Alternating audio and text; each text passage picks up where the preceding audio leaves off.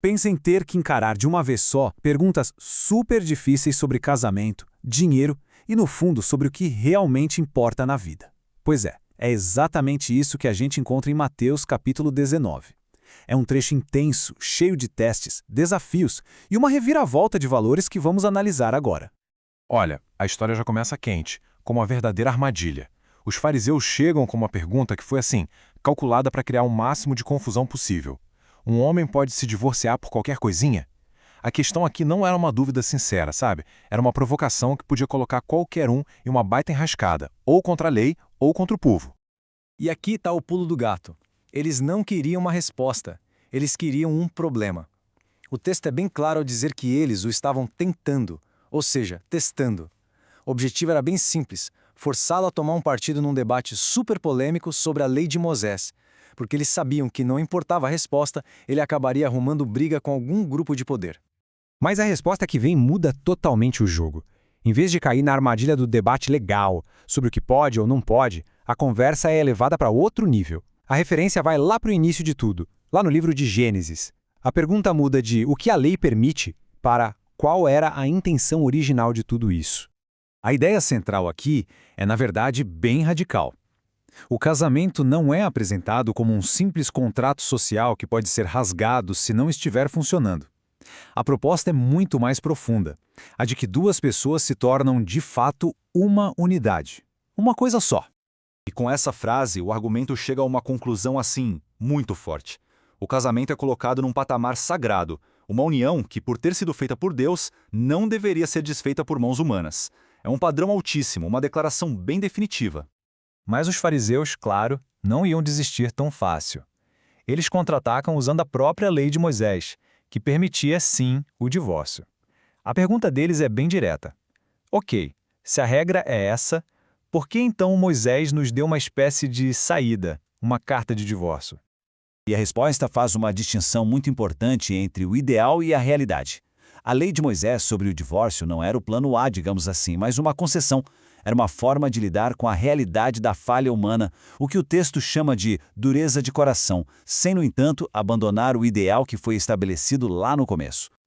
E logo depois desse debate denso sobre a lei, a cena muda para algo bem mais pessoal. É um momento que mostra que, no fim das contas, por trás de todas as regras, o que mais importa é o valor das pessoas, especialmente daquelas que a sociedade da época costumava ignorar. Acontece o seguinte: algumas crianças são trazidas para perto e os discípulos tentam afastá-las, provavelmente achando que elas iam incomodar. Mas a reação de Jesus é exatamente o oposto. Ele não só acolhe as crianças, como usa esse momento para ensinar uma lição. O reino dos céus pertence a quem tem a simplicidade e a confiança de uma criança. É aí que surge o personagem central deste capítulo. Um jovem que, aparentemente, tinha de tudo. Era rico, tinha uma boa posição social e, mais importante, uma busca sincera no coração. E ele se aproxima com a pergunta que, de um jeito ou de outro, todo mundo já se fez. A pergunta dele parece ser muito honesta. Ele não está tentando criar uma armadilha como os fariseus. Ele realmente quer saber o que precisa fazer para garantir a vida eterna, quase como se fosse um item numa lista de tarefas que ele precisava cumprir. A primeira resposta o direciona para o básico, os mandamentos. Coisas como não matar, não roubar, honrar os pais. E o jovem responde com total confiança que já cumpria tudo isso desde pequeno. Pelos padrões normais da sociedade, ele era um cara exemplar. Mas aí vem a parte mais interessante. Mesmo depois de ter cumprido todas as regras, ele sente que ainda falta alguma coisa. Essa é a parte mais humana da história. Ele tem aquela intuição de que só a obediência externa não foi suficiente para preencher um vazio que ele sentia.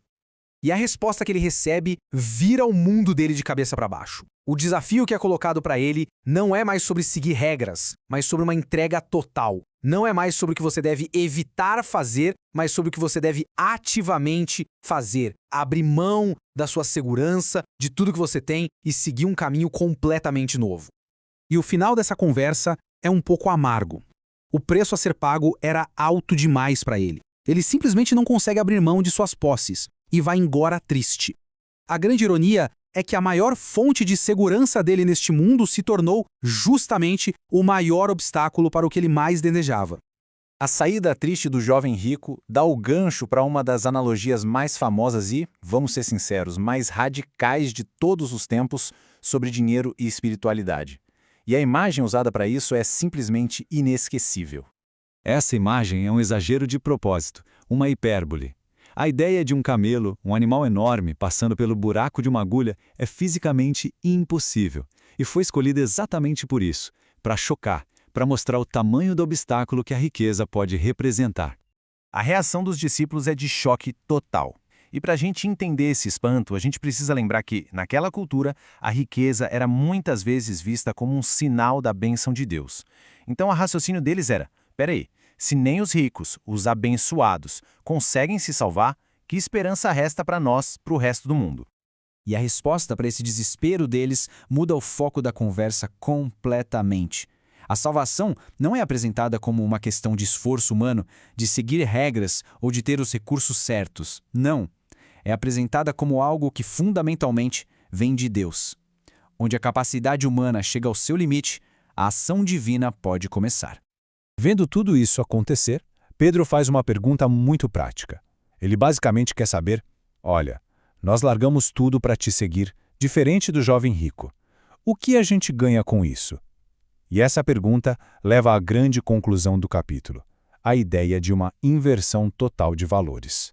É uma pergunta bem humana, né? Pedro está, no fundo, pedindo uma confirmação. Nós fizemos o sacrifício que o outro cara não quis fazer. Valeu a pena? Qual é a nossa recompensa? Ele quer ter certeza de que a aposta deles foi a aposta certa. E a resposta que ele recebe é uma garantia poderosa. Nenhum sacrifício foi em vão. A promessa é de uma recompensa que vai muito, mas muito além do que foi deixado para trás. E essa recompensa inclui a própria vida eterna, aquilo que o jovem rico tanto queria, mas que no fim não conseguiu alcançar. E o capítulo termina com essa frase que vira tudo de ponta cabeça. É o princípio da grande inversão. Aquelas coisas que o nosso mundo tanto valoriza, status, riqueza, poder, parece que não são a moeda corrente no reino dos céus. Lá, a hierarquia é completamente diferente. No fim das contas, a análise de Mateus 19 nos deixa com essa pergunta fundamental. Em um mundo tão obcecado por segurança, por sucesso, por ter coisas, o que realmente significa largar tudo e seguir um caminho diferente? A resposta, ao que tudo indica, vai muito além de simplesmente cumprir uma lista de regras.